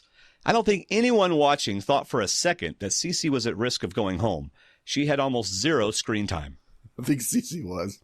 Yeah, Cece was. Yeah, I think they did that edit on purpose. I don't think it was bad editing. I think it was editing the way they wanted us to perceive the episode. They wanted us to think David was in danger. Yeah. You know? Maybe Cece's storyline wasn't such that it would have made for fun TV. You know? So. But at the same time, I see your point. So. All right. An idea for Survivor. Or maybe the Durham Warrior Survival Challenge. The crazy game masters there seem more likely to do something like this. You know, when the players go to vote and write the name on parchment, there's a huge shell sitting there that holds down the parchments. The players barely notice it and move it without a thought. Put an immunity idol in the shell. That would be good entertainment when a player inevitably finds it. And could they contain their excitement with the other players 20 feet away? I'd love to find out. Keep up the great work, D&D. Dave Holdsworth. Good job, David. Or Dave, I'm sorry. I called him David, but it's probably Dave. All right, David, you got the next one. This is Laz. Rachel was my 10th tribe member. Mine too. And everything she did is what I expected from Lucy going off the bios. Oh, me too. Yeah, me too. She was talking too much, being abrasive, and you should never volunteer on the first challenge unless you dang well know you are good. Exactly. People in trouble short term. All right, Dave and Cece. They seem to be the most on the outs. The heart attack, I think it is likely Paul may open a spot for David. That's on next week's. Yeah. Long-term trouble. Chris, Figgy, and Taylor. Going from the preview, as Jay said, an obvious power couple is dangerous. Fig/Tay could be targets if they do not rein it in. Yep. Good point. All's fair in Survivor, but Chris's tactics in the challenge of keeping Jay at bay will put a target on his back for a swap/merge. It's an alpha behavior, but you need social chops like Jeremy to be a successful alpha. Could be. Yep. I would have taken the opportunity while blocking them out, saying, look, guys, you guys are going to win this challenge, but I want to make contact with you right now before the swap. Why not? I'll stop there in case it's getting too long. No, it's not too long. Seems to be a solid season. Loved Zeke and David's confessionals. I did too. Laz. That's Lazarus, I believe. Way to go, Laz. Woo! By the way, the people in the chat room are jealous that they're not getting applause. So way to go, people in the chat room. Yeah, but I cut it short because you didn't send in feedback. All right. They're doing live feedback. Yeah. Next, you don't have the audio on here, David. Oh, sorry. So are we doing Andy next? Sure, then we'll do the audios. Okay. Andy. Is this Andy Westover? Yes. Yes, it is. In the spirit of brief feedbacks, I have primarily one question with a couple secondary questions.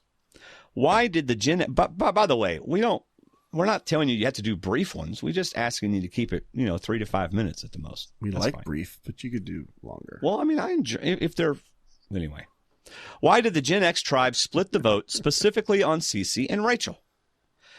The idea was that they feared David had an idol, so they would split the votes on him and Rachel in case he played it, so they could still get someone out. So, since they opted against putting votes on him, since they likely believed the bluff was good enough and that this was mostly a test of his loyalty, what was the purpose of splitting those votes, other than to unnecessarily complicate the vote and put them at risk of the outcasts uniting against them? Did they actually believe Rachel may have an idol? Andy Westover, do you have an answer for that? Yeah, what I've got in my notes is the one I didn't know about was Ken. I had to go back and watch Ken's vote because we never really saw what Ken was doing. We saw that Cece and Rachel seemed not to be in the group. The core alliance seeming to be Brett, Chris, Jessica, and Paul. Lucy was there. Sunday was there. Ken's the one I didn't know about. Ken also voted Rachel. So you've got all 5 guys voting together. And you've got 3 girls with them. Jessica, who was with the guys we knew. Lucy, who we weren't sure, but she was sidling up. And Sunday, who I kind of thought was with the guys. They voted Cece. To me, that says, in case Rachel found an idol, we're going to vote 3 on Cece, because the only people not involved were Rachel and Cece. And that's only 2 votes. So if Rachel somehow miraculously found an idol, Cece would have gone home. They still would have had their alliance of 8. I think it goes back to the point of, if they hadn't split the vote and Rachel had an idol, we'd all be going, why didn't you split the vote? Exactly. I think if you can split the vote, you split the vote. And yes, and they also split it, I think, just in case the guy they were trusting, Mr. Paranoia, had an idol and decided to play it. They would have seen that he wasn't loyal. He'd be the next one gone. Nobody was going to get hurt if he played an idol because they had votes on everybody else. Right. So, and look at how many days worth of material we didn't get to see. Exactly. So. All right. That explains it. We have a feedback from Miriam, who used the computer. I don't even know what it's called, but we have a thing on our feedback page where you can push record and do it. I think it's limited to like 90 seconds, so you have to do like a couple, but that's because it's free. So anyway, here's Miriam, who's also in the chat room. Hi, David and Dwaine, any special guests. This is Miriam, also known as Vader Girl. Longtime fan. I'm calling from Bremerton, Washington. Anyways, I really love the show, and I was very excited about Survivor last night. I'm so excited to be back into it. And I'm so excited about my season winner pick, David Wright. I know that he's a little nebbish. I know he's nervous. I know he talks about his OCD, which I totally relate to. I am also sound sensitive, maybe borderline Asperger's, etc., etc. I mean, I have a lot of agoraphobic type issues myself, so it's great to see somebody who I can identify with, going and doing something that's outside of our comfort zone. And I think he's doing a really good job. I am also, of course, a huge fan of the Family Guy and Malcolm in the Middle, and I think he's on a path to win. I think he somewhat got a winner's edit. I think he was somewhat like Stephen Fishback with the stick, but he didn't get the dodo music, and it wasn't like Steven's edit. It was more of a redemption edit, like This Is the Bottom, kind of like Aubrey's breakdown last season, which obviously she had a redemption arc from. I think David's going to also have a redemption arc, and I just see him going really far and hopefully winning. Then I can have my second win of predicting winners. And hey, Dave and Dwaine, this is Miriam again. I must have talked too long and got hung up on. Gee, what a surprise. But I also wanted to say that, one, I did pick Jeremy Collins, but I think he was an obvious choice, and a lot of people picked him. I don't think a lot of people even picked David for their fantasy team, so I'm really hoping I'm right on this one. And two, I just wanted to point out that when the voting came around, they voted as a voting block. The Gen X men, all the men voted for the same person. And I found that very interesting that they're doing voting blocks. So sending you guys a lot of love, blessings, and I just can't thank you guys enough. Please keep inspiring and having wonderful entertainment. I love Stranger Things. I'm so excited about that as well. Cast did a great job. And Dwaine, I really love your inspirational songs and your religious songs. They've really helped me through hard times, and I can't thank you guys enough. God bless. Well, thank you.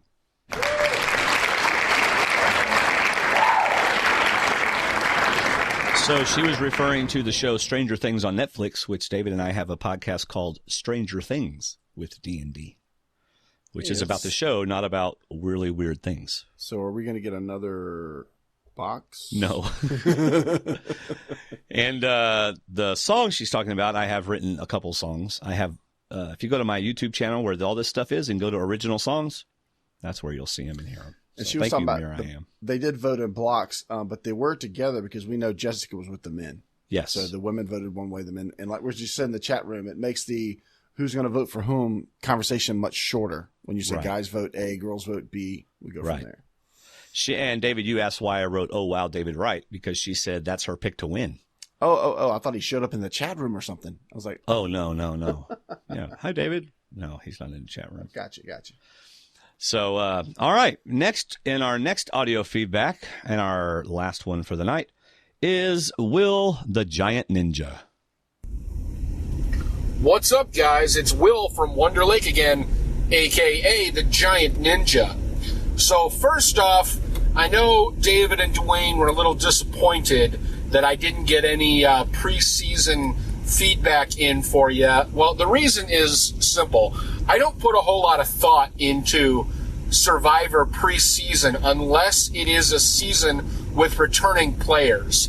I just don't believe that we're able to glean enough from those bios and the little interviews and B-rolls that they put out on YouTube to have any real meaningful discussion. And so I don't put a whole lot of my time into it. I enjoy listening to other people's thoughts. I just don't put a whole lot of time into my own thoughts. Also, unfortunately, based on Dwaine and David's Thursday night recording schedule, I haven't watched the episode yet. My son, the biggest of the tiny ninjas, has judo for 3 hours on Wednesday nights until about 8 o'clock Central Time, at which point I drive him home and we grab dinner and then get him to bed. And I just often don't have enough time to watch Survivor Wednesday night. Sometimes if I'm not busy on Thursday during the day, I can watch it and then get some feedback done. But last night, I only had time to watch about half of the episode, about to the 45-minute mark, and that's all I've seen so far. So I do not know who got voted out. I do not know which tribe lost the challenge. All I know is what I've seen in the first 45 minutes, so that's what I'm going to give some feedback on. Fair warning, I do not know anybody's name so far except the high school kid, Other Will. I know him and I can spot him in a lineup. But anybody else, I don't know a figgy from a Newton. So I do not know who I'm talking about or when or where or why. I do know the theme of the season that's going to get absolutely beaten to death, this Gen X versus Millennials. And frankly, I, for one, am already tired of it. I am a Gen Xer, a very proud Gen Xer, and my wife is a millennial. So I married someone a full generation younger than me, I'm proud to say. But that's because I'm a young Gen Xer, and she is, I better be careful, not a young millennial. How about that? But just because I have not a whole lot Survivor-related to talk about, having not watched the full episode yet, I do want to tell everybody my definition of a Gen Xer versus a millennial. It's not so much the year that you were born or the year that you graduated from high school or anything like that. For me, the difference has to do with the internet. Was the internet a reality while you were a child, something you grew up with, or was it something introduced to you as a young adult? That's the difference, and it plays true for my wife and I. The internet was a thing, in the ethos from early on in my life, but I wasn't really introduced to it until really after I graduated from college, whereas my wife basically grew up with it. She was introduced to it in high school, and it was always a part of her life from then on.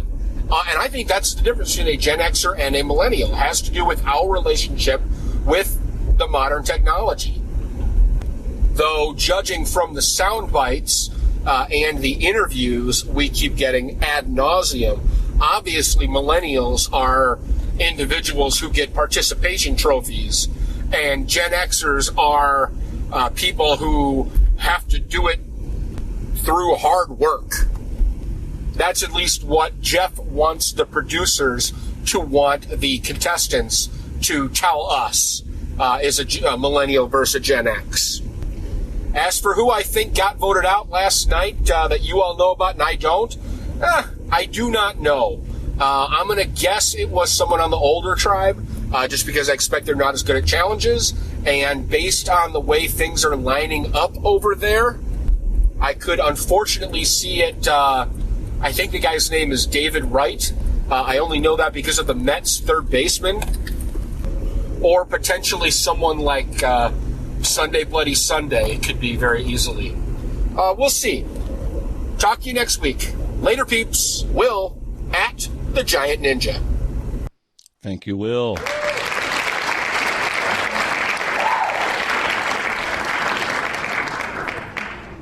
Yes. Will likes to record his feedback in his Jeep. While he's driving 3 hours of, what did he say? Wow. Judo. Judo. Wow, that's a lot of judo. That's a lot of judo. That's like 3 episodes of Narcos. I mean, that's well, I don't know. 3 hours of judo, man. That's a lot of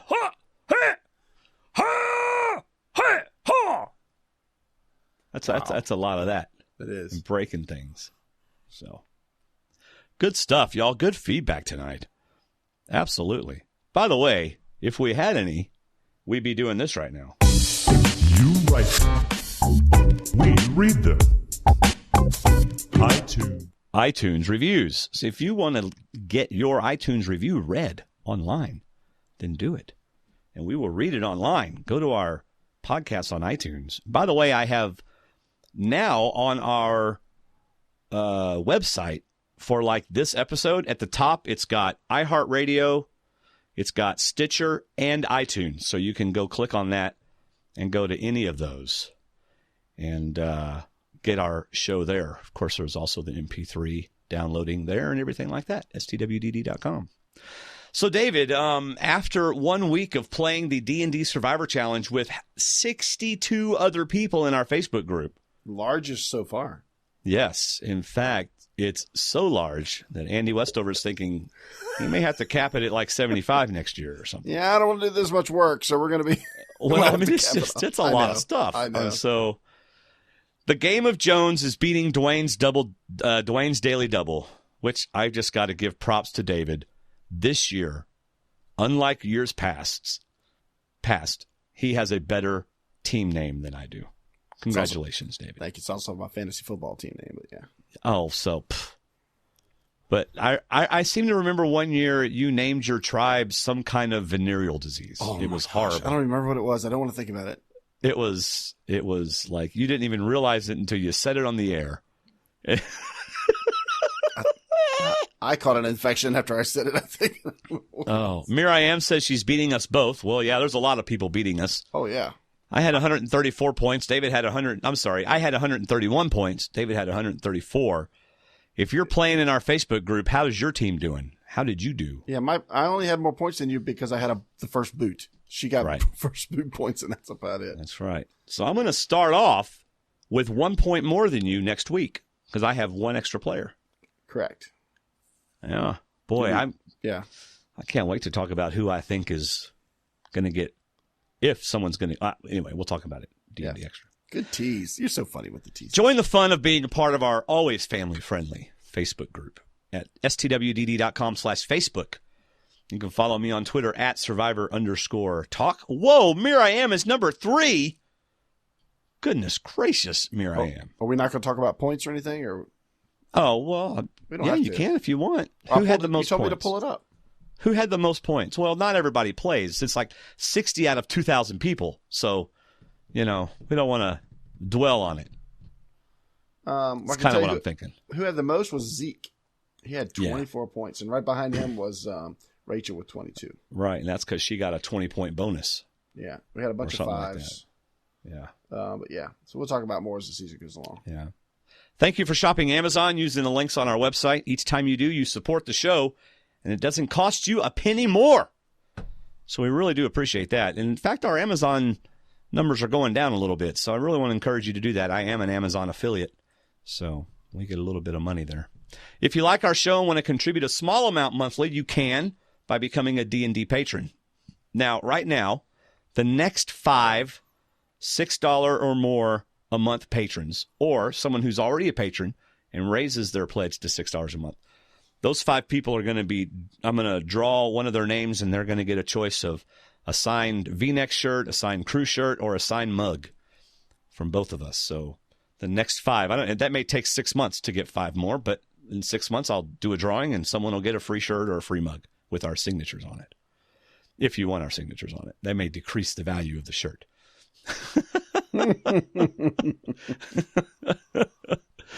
Oh man. But anyway, become a D&D patron. We really appreciate you. You also get the D&D extra video every week where we talk about the upcoming show. So we now have an always open D&D store. We're making maybe 75 cents a shirt. So y'all, this is not me trying to get us a bunch of money. I've really enjoyed it because now we've got like 5 things. You know, we got 2 different styles of shirts. We have the mugs and stuff like that. And anybody can buy it at any time. And, you know, I'm constantly relaunching them. And so it's kind of nice. You know, we're having like 1 or 2 people buy every once in a while. And there's not this big push all at one time. It's just we have some shirts if you want them or some mugs if you want them. So, and by the way, I do it through Teespring, and they're really good about correcting mistakes. So, for example, like everybody that's bought a mug or that I've given a mug hasn't had the backside of the mug printed on it. In fact, I got mine the other day, and it didn't have the backside printed on it. Mm-hmm. And all you do is you email them. They got a place on their website. It's like help, and then you just put misprint, and you send them a picture, and they go, keep the mug, keep the shirt. We'll send you the corrected one. So that works out really well. So anyway, stwdd.com/store. So there you go. Thank you for tuning in, sharing our show with others, subscribing in iTunes, Stitcher, and YouTube, and for being a part of the D&D family. We will see you next week. See you, everybody. See you.